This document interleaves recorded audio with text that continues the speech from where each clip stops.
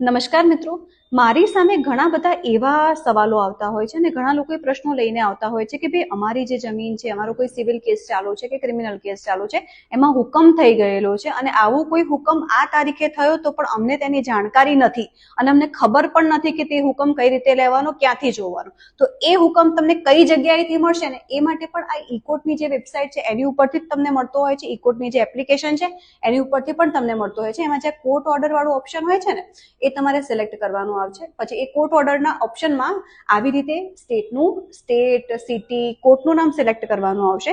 એ પછી પિટિશનર અને જે વર્ષનું છે એ બધું સિલેક્ટ કરીને તમને કેસ નંબર ખબર હોય તો કેસ નંબર, કોર્ટ નંબર એટલે કે જે કોર્ટ દ્વારા ઓર્ડર કરવામાં આવેલો હોય છે એ કોર્ટ નંબર, ઓર્ડર ડેટ, જે તારીખે ઓર્ડર કરવામાં આવેલો હોય એ ઓર્ડર ડેટ, આ બધી તમામ વિગતો કરીને તમે અહીંયા ગો કરશો ને આ કેપ્ચા સાથે, તો તમારા કેસમાં જો કોઈ પણ હુકમ થયેલા હશે તો તેની તમને જાણકારી મળી જશે.